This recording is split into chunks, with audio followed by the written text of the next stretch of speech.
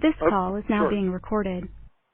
Yeah, it's just something that, people sometimes get uncomfortable about. It's like, but you're giving me a quote, so, you know. Well, I want to preface this because this is a complicated issue here in Pennsylvania. I want to make sure you understand the dynamics and all the moving parts. If you don't mind the time. Okay, that's fine. Okay. The first thing I will do is I will say, and then you can adjust it if you want, and just send me your adjustments after we talk. But my quote would be, we support the rights of Eagle Arms to determine who sells what products at their shows. Flat out. It's a private property right. And anything else beyond that, as far as a legislative purpose, has specifically been denied by us in our news release. Okay, I got that. Can I ask you a question now? Anything. Sure. You had a run-in with the people at JFD Supply at a recent gun show. Well, we were at the Carlisle show. Yeah, you had a run-in with some of the people at Eagle Supply, and just assume that just assume someone actually had the phone on and recording. So, did you make a comment that they should be ashamed of themselves for selling 80% kits? I was talking to a lot of people. If somebody recorded it, I didn't know, but do I think they should be ashamed of themselves? Could I have said that? Sure, I could have said that. Yeah. Because they couldn't care less about the consequences. Yes. Okay, do you believe that 80% lowers should be banned? Oh, hell no. I told the Attorney General's people that on Friday. And as a matter of fact, the Attorney General's office has been working for 1 year with Senators Hughes and Fontana to come up with legislation to do just that. And I've made it clear to them that we do not support that. But we also don't support a cash and carry operation putting these guns on the street through nefarious means. And that's exactly what's happening. And Representative Amon? Yeah, I'm just trying to I'm trying to understand your opinion on it. So basically you don't think it should be banned, but you think that there should be some type of background checks on it, or? No, I think people should be able to buy them, just not in a cash and carry situation where they're buying 50 and 100 of them, where they're committing crimes and are turning up in homicides. When I was in Harrisburg, let me explain this. On Friday and Saturday, and the day before, there were 7 homicides in Philadelphia in the 190th House District where Representative Amon Brown is from. In 5 of the 7, these types of guns turned up in it.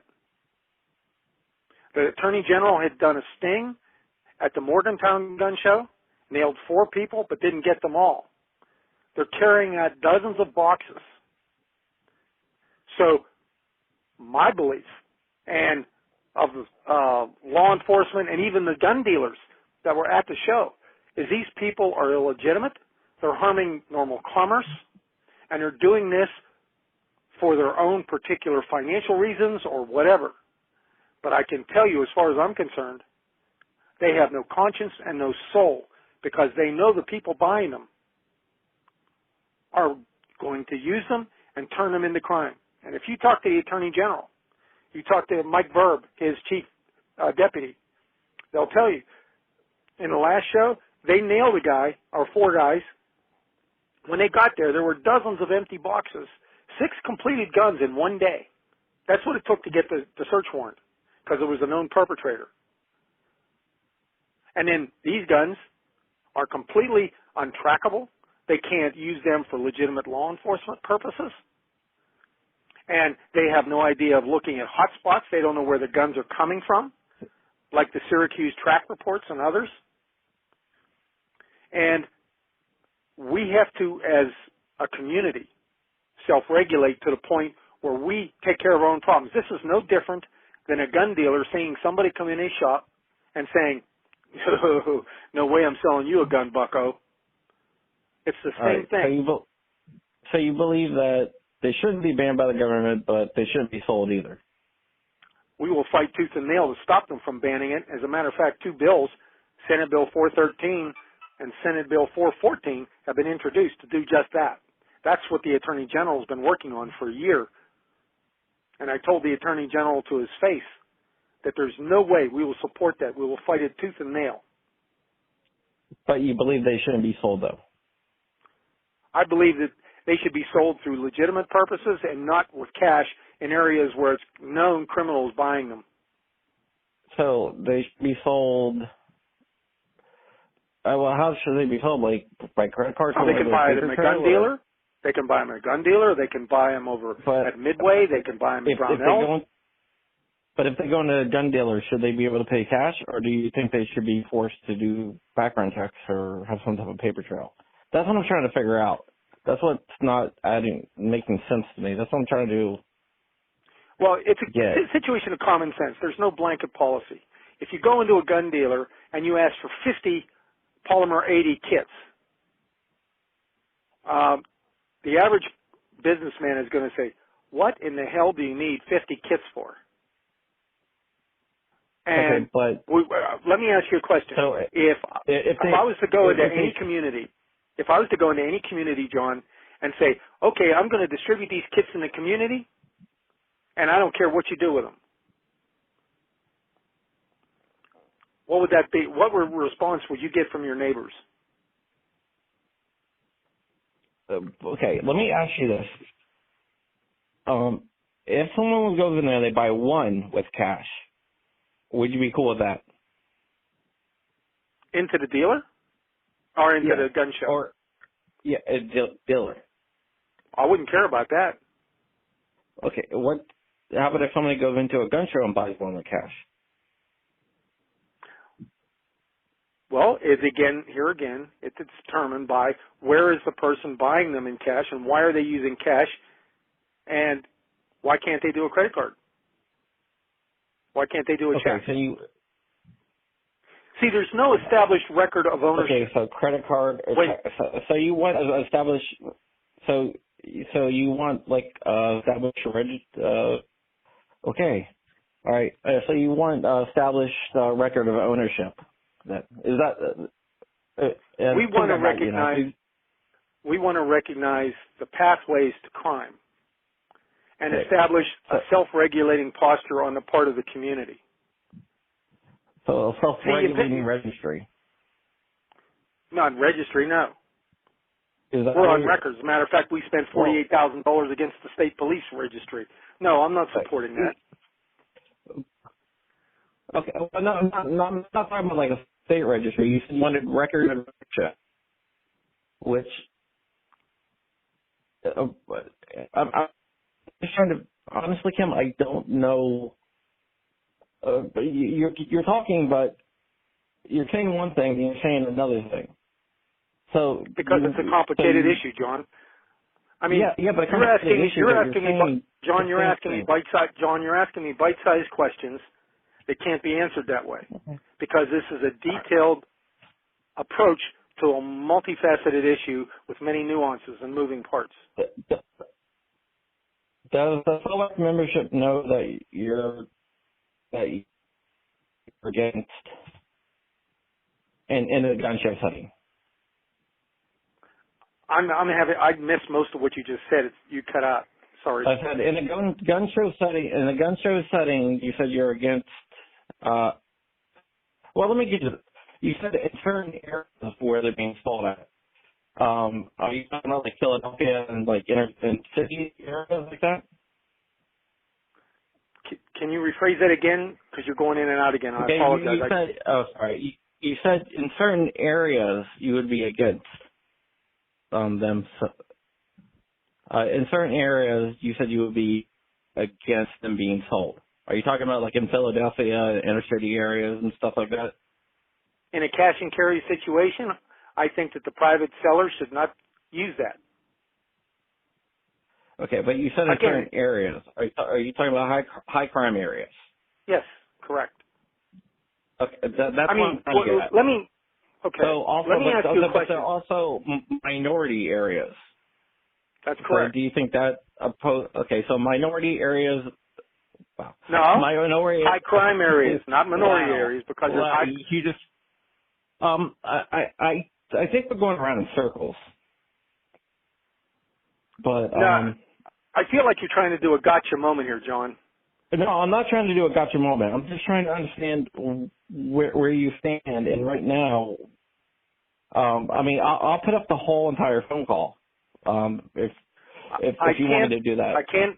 I can't explain the whole thing if you keep interrupting me, because that's why I asked you if you had time.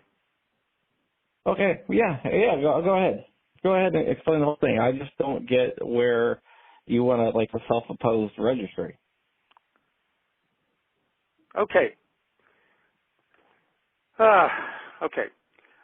Representative Eamon Brown from the 190th District called me about issues where he wanted to put a serial number on every firearm part.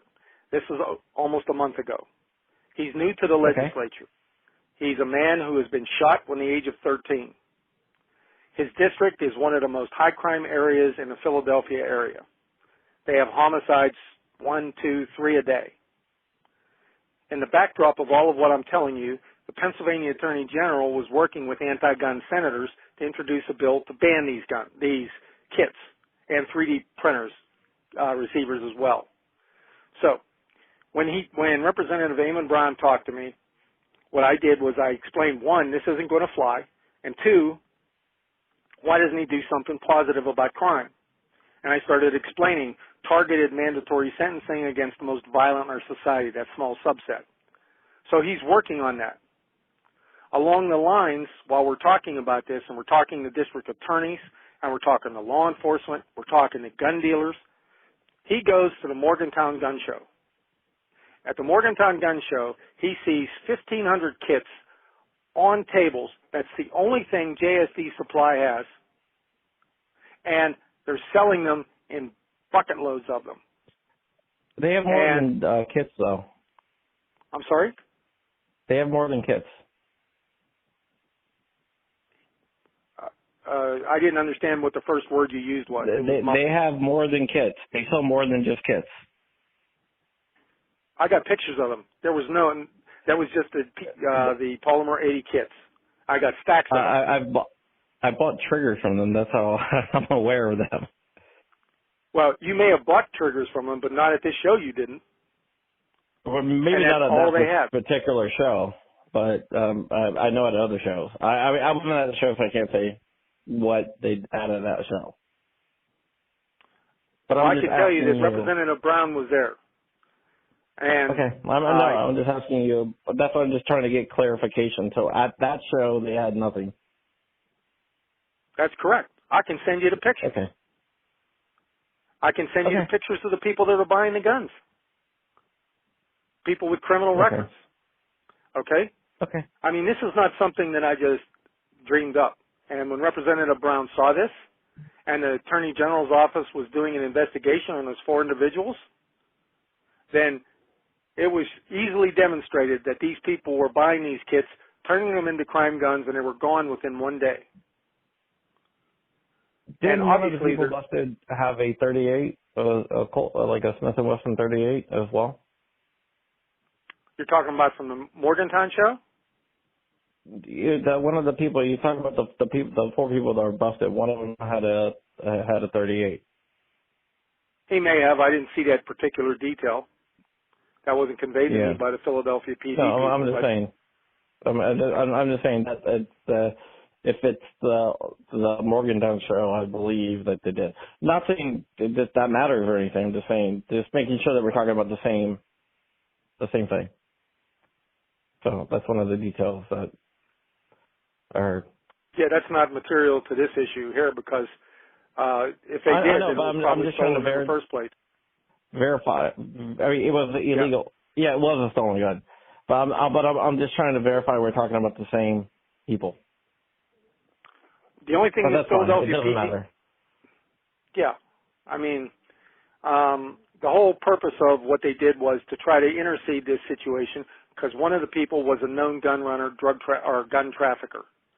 Okay, and he just happened to be identified by one of the agents when they were in place. So when that came up, Representative Brown and Joel from the Eagle Arms, they had a discussion about this and about whether or not this was appropriate and that where these guns were being funneled to, and that the number of people buying them, this was not a hobbyist or a situation like this. This was very readily apparent, at least the insinuation was, that these were crime guns. Kits that were being purchased to be facilitated and moved to crime. And so Joel decided that he didn't want that at the show, and he decided to tell them, that vendor, JSD, and the other two vendors, that they weren't going to sell those guns at the show. And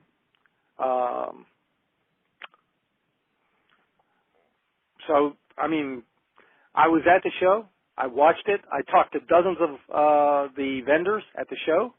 Every single one of them supported this. They saw the people coming in. They saw how it hurt them and their sales and their customers. And some of the vendors were from Maryland. Some of them were from Virginia. Most of them were from Pennsylvania. Some were from New York. But the fact of the matter is that not one of them thought that was a bad idea. And I don't know how much you know about JSD Supply, but they're headquartered here in Pennsylvania in Butler, which is about 50 miles from where I live. And their facility, if you've ever seen it, looks like a storage area. There's no identification as to what business is there, and their guns come in from Ohio, or these kits come in from Ohio, and they're paid for in cash. And what do you call that? The circumstantial evidence as to what the motivation of these people are. Yeah, I'm not really concerned about circumstantial evidence, though. I deal in facts only, so. Well, those are the facts I gave you, what they're doing. Yeah, but circumstantial evidence is. I mean, I can't write about circumstantial evidence. I'm just letting you know what I can and can't write about. Okay. So it's a choice we have to make. Do we as a society, do we as a community, the Second Amendment community, we know what these guns are. We know what it takes to complete them. And our Attorney General lied about that, but that's another story. Okay, because it does take longer than he said in his stupid video. But the fact is that these criminals are getting people who are good with their hands in tools, and they're creating a pseudo assembly line and finishing these guns quickly. And whether it's the street or whatever, they're turning up because there's no way of tracking them. There's no way of saying, these 50 guns, completed guns went XYZ because there's just nothing there. So, but the fact of the matter is that while I was there, I watched the Philadelphia Police Department notifications of the homicides that were being committed. Matter of fact, Representative Eamon Brown, and I'll give you his cell phone if you want. He was at a traffic light, just this morning, and the car in front of him was lit up by a guy that pumped round after round into this guy in the car in broad daylight in the morning, roughly about 9:15. That's the reality of the situation. So I believe very strongly in the right to bear arms. There's no one more pro-gun than I am. No one that's done more for the Second Amendment community in Pennsylvania than me, bar none. The fact of the matter is we have to be good stewards, and we have to watch out for people doing this that are going to harm us. So it's a question. Do we want these kits banned in Pennsylvania? Or do we want to take and allow private owners of these types of events to determine whether or not these types of kits should be sold? It's property rights 101. I didn't tell him to do it. He was just made aware of the problems and the homicides and the reality of the situation. And I can tell you on Friday, we had Homeland Defense, we had the DA's Association, we had the Philadelphia PD, we had the investigators, multiple investigators from the Attorney General's office sitting in a room talking about these issues with Joel and myself, Representative Eamon Brown. And I didn't drive 8 hours to go to a meeting because I wanted to come across with gun control. And I told everybody there, and they all agreed. We have enough gun control, and we have other problems. And that's going to be part of the calculus moving forward as well, because we're going after these criminals. And when you have such a small subset, we're going to make sure they pay. And that's been my 40-year goal in holding these people accountable. But along the way, we have to do something as a community to police ourselves, or government will police our issues for us. So, Okay. that's it in a nutshell. All right, yeah. You know what I'm gonna do? I will attach the whole entire thing to it so people can hear exactly what you think. You probably read what I write. I really don't write. I put facts out. I don't put opinions most of the time. Unless it's about an anti-gun person, then I probably got to take or the ATF. or the ATF. Yeah. But, on our side, I put the facts out and let people decide. I'm sorry, John, are you there? Hello? John? You're going in and out, John. I'm sorry. No, I saw your press release. I'm going. Hear me? I'm sorry. No, all I got was something about press release. I saw a full act put out. I wanted to clear everything up on that, and plus I heard some stuff, and saw some stuff. Like listened to some stuff. So I wanted to get your opinion on there. And my article is always going to be very neutral about everything. So if you mention in there, we're just going to touch the whole conversation because I know there's a lot of people wondering where FOAC stands on it. So this clears it up.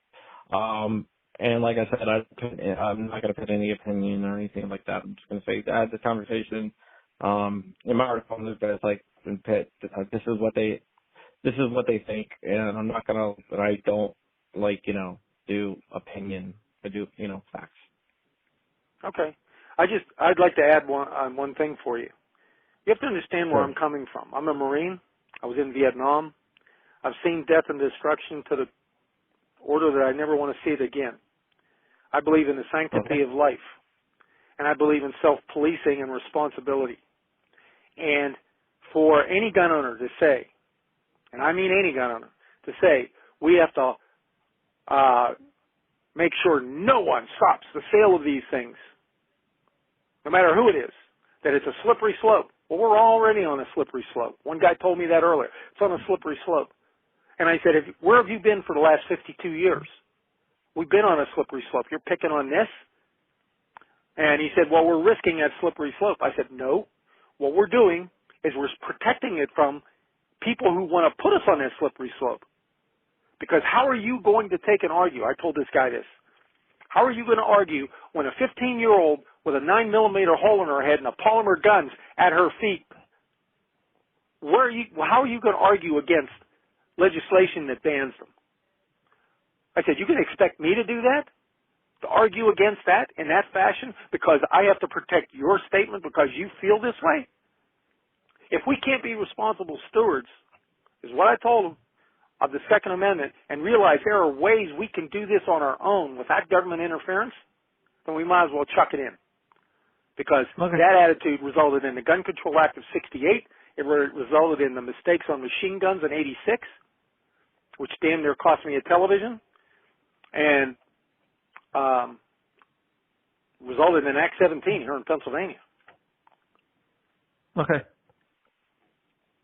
I mean, everything's cleared up now. I mean, I know exactly where you stand, and I have your opinion down. Like I said, when I read my article, it's not going to be opinion. It's just going to be fact. Because I know there are a lot of people talking about FOAC right now because your guys' stance on on the whole entire issue. Well, you can see from the news article they didn't use our whole news release, and in my Well, opinion, I think it was yeah, exactly. selectively edited. That's why I'm going to put everything out, and I will even put even like attach like the raw phone calls in case anybody wants to listen or thinks that something is being taken out of context or anything like that. So Okay, I yeah, appreciate it's that. just it's for honesty. Like anybody can selectively edit anything. Yeah, So if you stand by your stuff, you put it out. So, and that's it right. has to be, if it's honest, it's going to be honest. Yeah, I mean, as far as I'm concerned, you should be able to buy machine guns over the counter Yeah. without the ATF interference. But silencers too, so suppressors. Every time I say silencer, somebody says suppressor or vice versa. So. Oh yeah. Well, it could be, honestly, it could be either or. I mean, Maxim patented it as a silencer, so either or. Yeah. But all right, Yeah. thank you so much. Thank you so much. Oh, you're welcome. All right. My pleasure. You have all my contact All right. information now. You got my cell and my regular phone. So.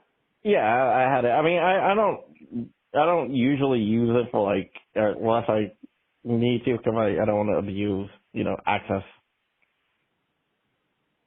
Okay. Well, if I can All help right. you or you need any further questions, I'm happy to help. Okay. Yeah. The video would probably go up first with the phone call. There won't be any like description or anything. It would just be like the raw phone call. I can send that to you if you want. If you could, And then please, the that would be article, helpful. yeah, then the article will be written. Yeah, just so we both have a copy.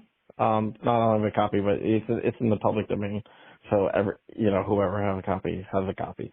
And that way it keeps everyone honest, I mean, I always write from an honest point of view, but some people don't. But if you're willing to throw out a phone call, it kind of forces you to be honest, or gives the other person. You know what I'm saying? Yeah. Yeah. Yeah. I agree. That's why it's difficult to do it in sound bites like the media wants to do it, the news and everything, because Yeah. Well, this is too complicated of an issue.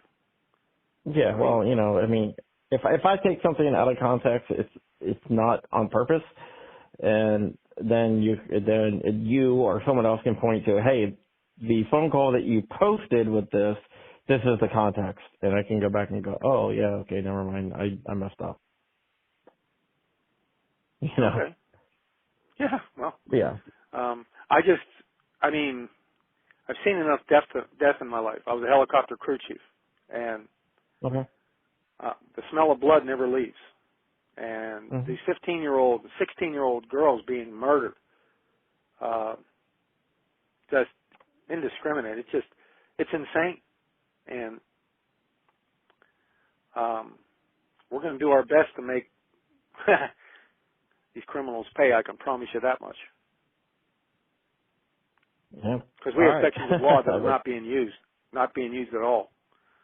And it's incompetence in the DA's offices. And I can even Yeah. point to you where that's happening and why. All right. But, That works for me. All okay. right. Thank you so much again. You're welcome, John. Thank you for the opportunity, sir. All right. All right. Bye. Bye.